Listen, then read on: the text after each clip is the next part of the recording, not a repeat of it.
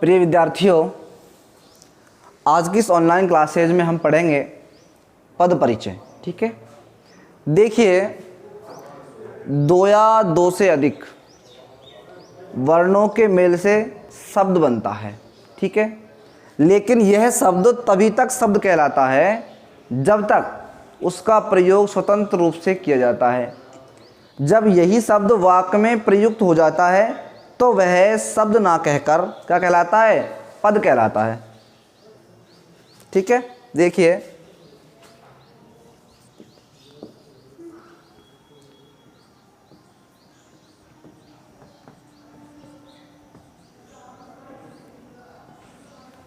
दो या दो से अधिक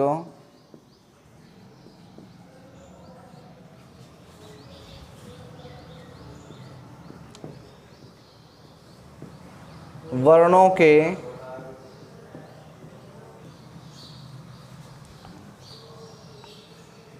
मेल को शब्द कहते हैं। ठीक है,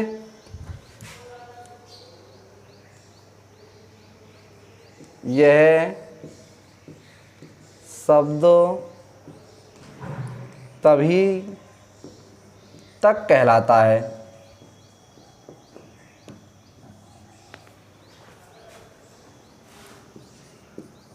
जब तक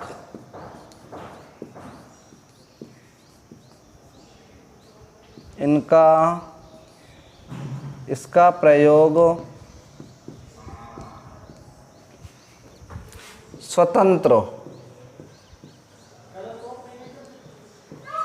स्वतंत्र रूप से किया जाता है। ठीक है भाई, दो या दो से अधिक वर्ण जब एक जगह मिल जाते हैं तो वह क्या कहलाता है? शब्द कहलाता है। लेकिन शब्द तभी तक कहलाता है, कब तक? जब तक इसका प्रयोग स्वतंत्र रूप से किया जाता है। जैसे में घर। ठीक है, पुस्तक, आम, आयुष। अब तो ये सभी क्या कहलाएंगे? शब्द कहलाएंगे। ये घर, ये अलग शब्द है। पुस्तक, ये अलग शब्द है। आम, ये अलग शब्द है। आयुष, ये अलग शब्द है। ठीक है, लेकिन जब इन्हीं शब्दों का प्रयोग किस में कर दिया जाता है? वाक्य में कर दिया जाता है। तो वाक्य में प्रयुक्त होने के बाद यही शब्द क्या कहलाते हैं? पद कहलाते हैं। ठीक है भाई, वाक्य में प्रयुक्त होने के बाद, वाक्य में प्रयुक्त होने के बाद यही शब्द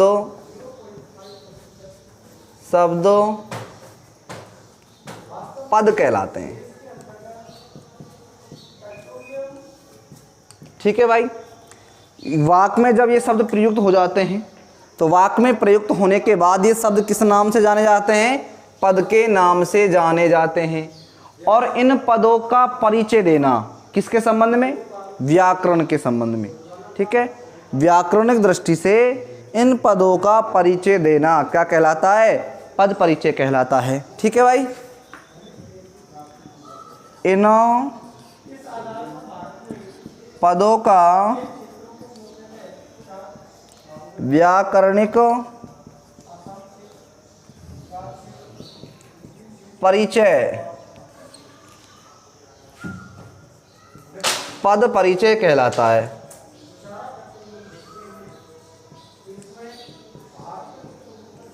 ठीक है भाई, यानी कि शब्दों का पदों का व्याकरण के साथ संबंध बताना क्या कहलाता है? पद परिचय कहलाता है। ये पद परिचय किस संबंध में होगा? संज्ञा, सर्वनाम, विशेषण, क्रिया विशेषण, जो भी व्याकरण के अंग हैं उनके साथ पदों का संबंध बताना, पदों का परिचय देना क्या कहलाता है? पद परिचय कहलाता है। ठीक है, अब ये पद परिचय का टॉपिक जो है हल करने के लिए हमें क्या करना पड़ेगा, हमें पूरी रूपरेखा समझनी पड़ेगी। यदि हम पूरी ग्रामर जानते हैं, है ना, कि संज्ञा क्या होती है, विशेषण क्या होता है, सर्वनाम क्या होता है, क्रिया का ये सारे क्या होते हैं, ठीक है, तो ही हम क्या कर पाएंगे, इस टॉपिक को हल कर पाएंगे। ठीक है, देखिए तो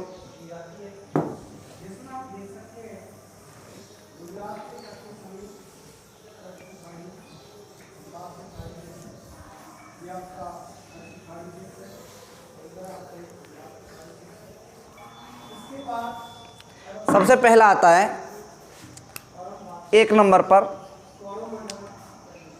संज्ञा का पद परिचय। ठीक है भाई, यदि हमें संज्ञा पद का परिचय करना पड़े, पद परिचय देना पड़े तो क्या करना पड़ेगा, सबसे पहले बताना पड़ेगा संज्ञा का प्रकार। क्या बताना पड़ेगा, संज्ञा का प्रकार। और संज्ञा के कितने प्रकार होते हैं, 3। कौन कौन से, व्यक्तिवाचक संज्ञा,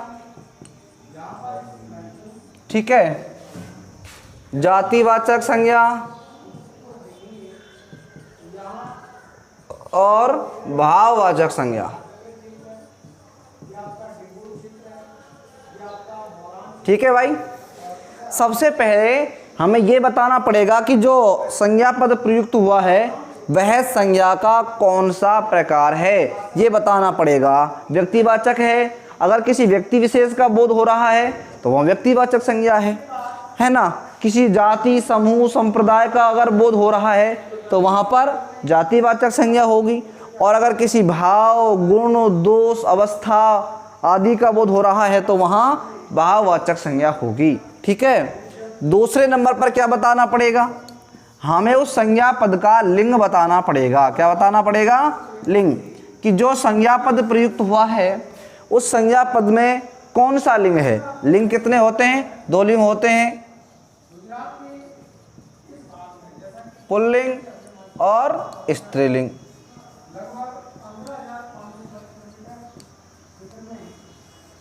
ठीक है भाई, लिंग का पद परिचय देना पड़ेगा। तीसरे नंबर पर हमें क्या बताना पड़ेगा, उसका वचन बताना पड़ेगा। क्या बताना पड़ेगा, कि जो संज्ञा प्रयुक्त हुई है वह संज्ञा कौन से वचन की है। और वचन कितने होते हैं, 2, एक वचन और बहुवचन। ठीक है, संज्ञा का हमें क्या बताना पड़ेगा, वचन बताना पड़ेगा कि जो संज्ञा प्रयुक्त हुई है वह कौन से वचन की संज्ञा है। चौथे नंबर पर क्या बताना पड़ेगा, चौथे नंबर पर उसका कारक बताना पड़ेगा। क्या बताना पड़ेगा, कारक। कितने कारक होते हैं, 8 कारक होते हैं। कौन कौन से कारक होते हैं, कर्ता, कर्म, करण, संपदान, अपादान। ठीक है, संबंध, अधिकरण, संबोधन। ठीक है भाई, इन कारकों का हमें क्या देना पड़ेगा, परिचय देना पड़ेगा। ठीक है, ये बातें जो है ना हमें उस संज्ञा के पद परिचय में प्रयुक्त करनी पड़ेंगी। जैसे एक वाक्य देखिएगा आप, वाक्य है राम पुस्तक पढ़ता है। ये एक वाक्य है, इस वाक्य में राम क्या है, संज्ञा है, पुस्तक भी क्या है, संज्ञा है, दोनों संज्ञाएं हैं। इन दोनों संज्ञाओं को हमें क्या देना पड़ेगा, पद परिचय देना पड़ेगा। जैसे राम का पद परिचय देंगे तो क्या करेंगे, ठीक है, 1 नंबर पर लिखेंगे। अब राम के बारे में बताइए कि राम जो है संज्ञा का कौन सा प्रकार है। तो राम किसी का नाम है, व्यक्ति विशेष का नाम है, तो क्या हो गई, व्यक्तिवाचक संज्ञा हो गई, व्यक्तिवाचक संज्ञा। ठीक है भाई, उसके बाद हमें क्या बताना पड़ेगा, उसके बाद हमें लिंग बताना पड़ेगा कि जो राम है वो कौन से लिंग का है। तो बताइए राम क्या है, किसी व्यक्ति विशेष का नाम है, किसी पुरुष वर्ग का नाम है, तो क्या बताओगे? राम जो है पुल्लिंग हो गया, ठीक है, व्यक्ति का नाम है इसलिए। और क्या बताना पड़ेगा? उसके बाद वचन बताना पड़ेगा। तो राम इस वाक्य में अकेला प्रयुक्त हुआ है, एक ही है, इसलिए एक वचन भी है। अगला कारक बताना पड़ेगा। कारक क्या है? इस वाक्य में राम पुस्तक पढ़ता है, पुस्तक को पढ़ने का काम कौन कर रहा है? राम कर रहा है, इसलिए इस वाक्य का कर्ता कौन हो गया? राम हो गया। तो ये कर्ता कारक भी हो गया, कर्ता कारक हो गया। अब ये जो है ना, व्यक्तिवाचक संज्ञा, पुल्लिंग, एक वचन, कर्ता कारक, ये सब क्या हो गया? ये सब इस राम शब्द का, और जो राम शब्द क्या है? संज्ञा पद है। इस संज्ञा पद का क्या हो गया? पद परिचय हो गया, ठीक है। इस तरह हम संज्ञा पदों का क्या कर देंगे? पद परिचय कर देंगे।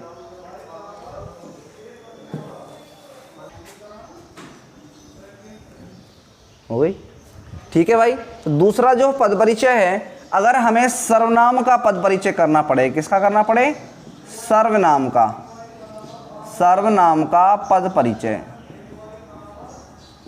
अगर हमें सर्वनाम का पद परिचय करना पड़े तो हम क्या करेंगे? सर्वनाम का पद परिचय करने के लिए सबसे पहली बात तो यह है कि हमें सर्वनाम का प्रकार, सर्वनाम के प्रकार, सर्वनाम के प्रकार बताने पड़ेंगे।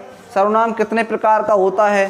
तो देखिएगा, पुरुषवाचक सर्वनाम, पुरुषवाचक जिससे पुरुष का बोध होता है, मैं, हम, तू, तुम, तुम्हारा, ये सब, ठीक है, पुरुषवाचक सर्वनाम।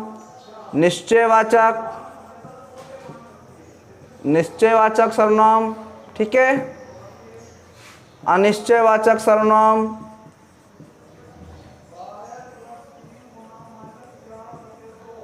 ठीक है भाई, प्रश्नवाचक सर्वनाम, ठीक है, संबंधवाचक, और अंतिम है निजवाचक सर्वनाम, निजवाचक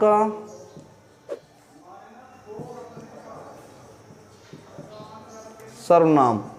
ये हमें बताना पड़ेगा कि पुरुषवाचक सर्वनाम जैसे पुरुषों का बोध हो रहा हो, बोलने वाले का, सुनने वाले का, तीसरे व्यक्ति का। निश्चयवाचक जिससे निश्चितता का बोध होता है, ठीक है, यह वह। अनिश्चयवाचक जिससे अनिश्चितता का बोध हो रहा हो, निश्चय का पता ना लगे कुछ, कोई। प्रश्नवाचक में प्रश्न का बोध होता हो, क्या, कब, कौन, कहाँ। संबंध में संबंध बताने का, जिसका, जिसकी, जिसने, ये सब आएंगे। निजवाचक में अपने आप, स्वयं, खुद, ये सब आएंगे, ठीक है। दूसरा है, अगला हमें पद किसका बताना पड़ेगा? सर्वनाम का लिंग बताना पड़ेगा कि जो सर्वनाम हम प्रयुक्त कर रहे हैं उसका लिंग क्या है, ठीक है। और लिंग कौन से? वही पुल्लिंग और स्त्रीलिंग, ठीक है भाई, पुल्लिंग और स्त्रीलिंग बताना पड़ेगा। उसके बाद हमें क्या बताना पड़ेगा? उस सर्वनाम का वचन बताना पड़ेगा। वचन वही होते हैं कौन से? एक वचन और बहुवचन, ठीक है, ये बताना पड़ेगा। चौथा, उस सर्वनाम का हमें कारक बताना पड़ेगा, और कारक वही कौन से? 8 प्रकार जो अभी मैंने आपको बताए थे, ठीक है भाई। ये हमें सर्वनाम का पद परिचय करना पड़ेगा। जैसे उदाहरण के लिए जैसे मैं देता हूँ अभी आपको, जैसे यह गाय है, यह गाय है, इसमें यह शब्द क्या है? सर्वनाम है। इस यह का हमें क्या देना पड़ेगा? पद परिचय देना पड़ेगा। तो आप बताइएगा, यह सबसे पहले क्या बताएंगे? सर्वनाम का प्रकार। तो सर्वनाम का प्रकार में सबसे पहले क्या आ जाएगा? बोलो, यह क्या है? निश्चितता की ओर इशारा कर रहा है कि यह गाय है, निश्चित बात है, इसलिए क्या हो जाएगा? निश्चयवाचक सर्वनाम हो जाएगा, निश्चयवाचक सर्वनाम। और क्या है? अब देखिए सर्वनाम का लिंग क्या है, किसके लिए प्रयुक्त हुआ है? गाय के लिए प्रयुक्त हुआ है, तो क्या हो जाएगा? बोलो, स्त्रीलिंग हो जाएगा, स्त्रीलिंग, ठीक है। अब वचन बताइएगा, एक ही वचन है तो एक वचन हो जाएगा, ठीक है। और अगर कर्ता की बात की जाए, कारक की बात की जाए तो क्या हो जाएगा, ये है कर्ता कारक हो जाएगा, कर्ता कारक हो जाएगा। ये किसका पद परिचय हो गया, सर्वनाम का पद परिचय हो गया, ठीक है भाई। अब देखते हैं विशेषण का पद परिचय। अगर विशेषण का पद परिचय करना पड़े तो क्या करना पड़ेगा,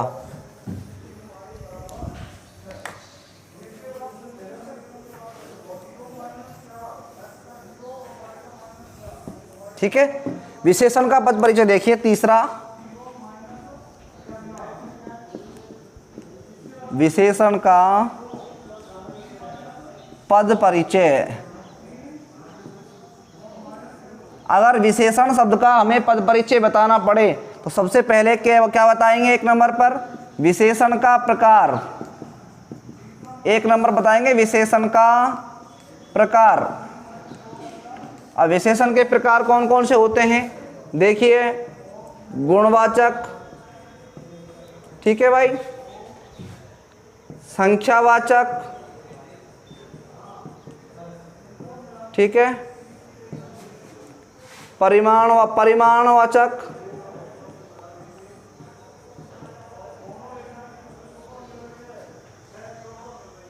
ठीक है, सार्वनामिक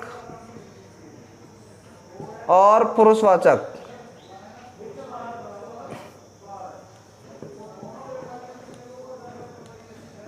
यहाँ पर कह सकते हैं व्यक्तिवाचक, ये बताना पड़ेगा। उसके बाद हमें क्या बताना पड़ेगा, उस विशेषण का लिंग बताना पड़ेगा। क्या बताना पड़ेगा, विशेषण का लिंग, कि विशेषण जो प्रयुक्त हुआ है वह कौन से लिंग का विशेषण है। तीसरा क्या बताएंगे हम, इसमें वचन बताएंगे, कौन से वचन है, ठीक है। और चौथा क्या बताएंगे, उस विशेषण शब्द का विशेष से बताएंगे। क्या बताएंगे भाई, उस विशेषण शब्द का विशेष से बताएंगे। जैसे उदाहरण के लिए देखिएगा, रामू की गाय काली है, ठीक है। इसमें कौन सा शब्द विशेषण है, काली। तो काली शब्द का हम क्या बताएंगे, पद परिचय बताएंगे। तो सबसे पहले क्या बताएंगे, विशेषण का प्रकार बताएंगे, है ना। बताइएगा, काली शब्द क्या है, गुण का नाम है तो क्या हो जाएगा, गुणवाचक विशेषण, गुणवाचक विशेषण हो गया, हो गया ना। उसके बाद क्या बताएंगे, उसके बाद लिंग बताएंगे। काली शब्द किसके लिए प्रयुक्त हुआ है, गाय के लिए। तो काली शब्द भी क्या हो जाएगा, स्त्रीलिंग हो जाएगा, स्त्रीलिंग हो गया, ठीक है। उसके बाद क्या बताएंगे, वचन बताएंगे। गाय एक ही तो है इसलिए क्या हो जाएगा, एक वचन भी हो जाएगा। और विशेष से बताएंगे। अब इस काली शब्द का विशेष क्या है बताओ, इस काली शब्द का विशेष है गाय, ठीक है ना। तो बता दीजिए, काली ये विशेषण है, ठीक है ना, विशेषण का विशेष गाय। ये हो गया किसका पद परिचय भाई, विशेषण का पद परिचय, ठीक है। अब हम करेंगे किसका पद परिचय, क्रिया का पद परिचय। क्रिया का जो पद परिचय है वो किस तरह करते हैं वो भी देख लीजिए आप।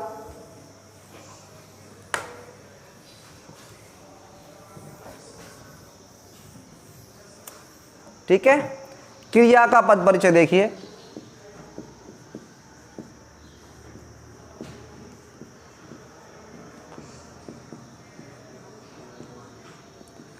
अगर हमें क्रियापद का क्या करना पड़े, पद परिचय करना पड़े, तो सबसे पहले हम क्या बताएंगे, सबसे पहले हम बताएंगे क्रिया का प्रकार। क्या बताएंगे भाई, क्रिया का प्रकार, कि क्रिया कौन से प्रकार की है, क्रिया अकर्मक है या क्रिया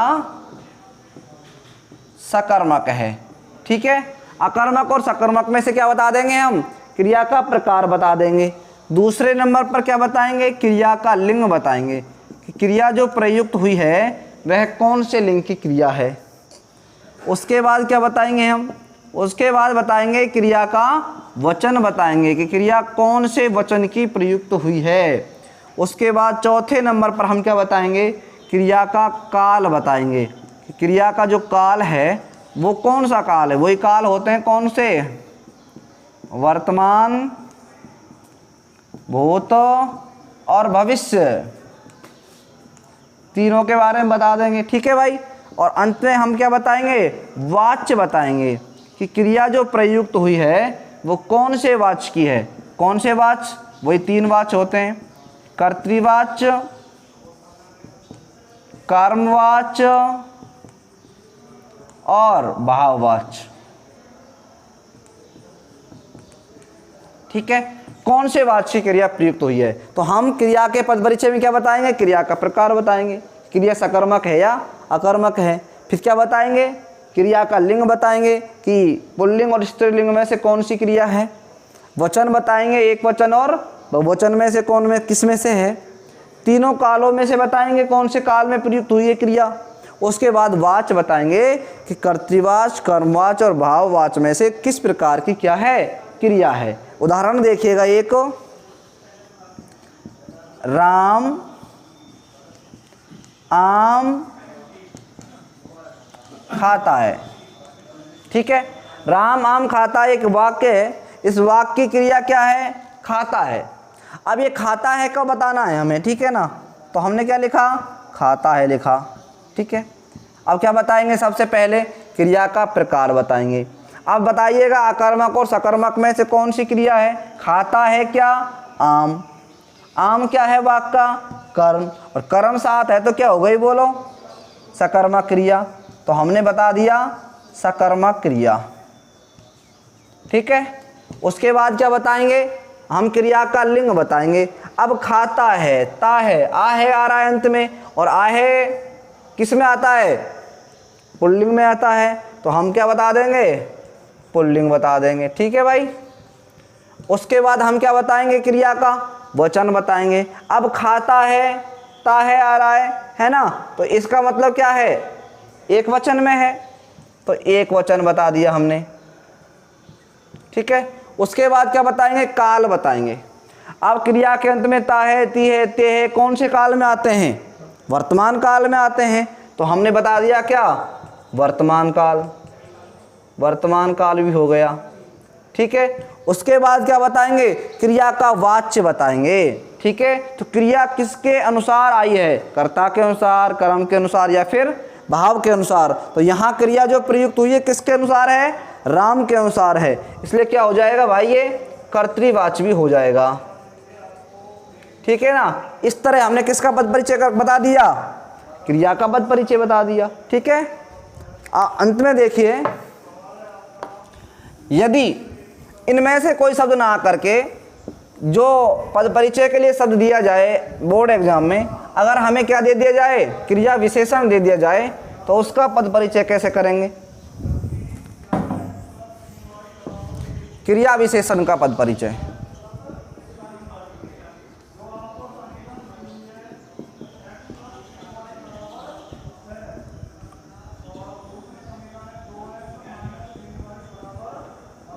ठीक है, सबसे पहली बात है क्रिया विशेषण का पद परिचय करेंगे, तो एक नंबर पर तो क्या बताएंगे, उस क्रिया विशेषण का प्रकार बताएंगे। क्या बताएंगे, क्रिया विशेषण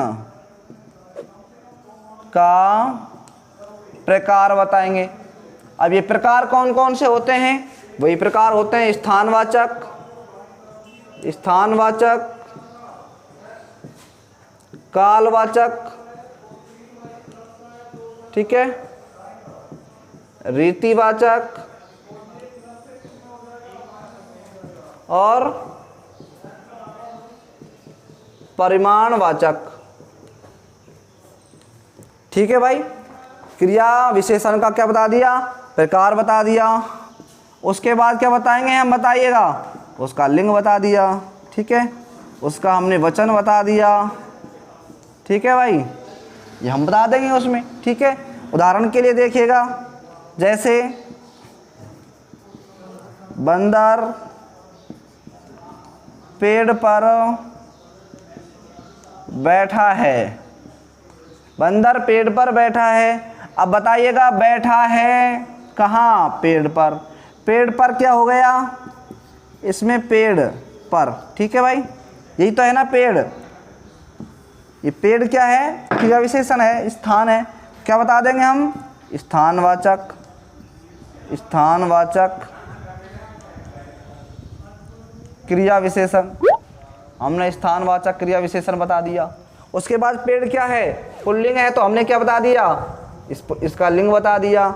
एक वचन ही है तो क्या बता दिया हमने, उसका वचन बता दिया। इस तरह किसका पद परिचय हो जाएगा, क्रिया विशेषण का पद परिचय भी हो जाएगा। तो प्यारे बच्चों, अब जो बोर्ड एग्जाम में प्रश्न आएगा वो किस तरह से आएगा मैं बता देता हूं आपको, ठीक है। आप उसे हल कर लेंगे एक बार।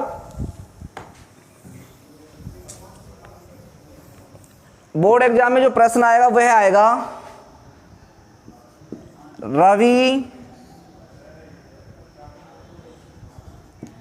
बाग से फल चुराता है, ठीक है। आगे लिखा होगा रेखांकित पदों का पद परिचय लिखिए, ठीक है। अगर ये सारी जानकारी हमें होगी तो हम क्या करेंगे, सबसे पहले लिखेंगे क्या, रवि लिखेंगे। रवि का पद परिचय देंगे। रवि क्या है, किसी का नाम है, नाम है तो क्या हो गई बोलो, व्यक्तिवाचक संज्ञा हो गई, ठीक है ना, व्यक्तिवाचक संज्ञा। उसके बाद रवि क्या है, लिंग बताएंगे, तो रवि पुल्लिंग में है तो हमने बता दिया पुल्लिंग। उसके बाद क्या बताएंगे रवि के बारे में, बताइए। रवि जो है एक वचन है, ठीक है। उसके बाद क्या बताएंगे, कारक, तो ये कर्ता कारक है, ठीक है भाई। ये तो किसका पद परिचय हो गया, रवि का पद परिचय हो गया। अब हम किसका बताएंगे, चुराता है, चुराता है का पद परिचय बता देंगे हम। चुराता है क्या है, क्रिया है तो क्या बता दोगे, सकर्मक, सकर्मक क्रिया हो गई, ठीक है। लिंग क्या हो गया इसका, चुराता है, पुल्लिंग हो गया, ठीक है। क्या चुराता है, फल चुराता है तो एक वचन हो गया, ठीक है ना। इस तरह हम इसका क्या बता देंगे, पद परिचय बता देंगे, ठीक है भाई।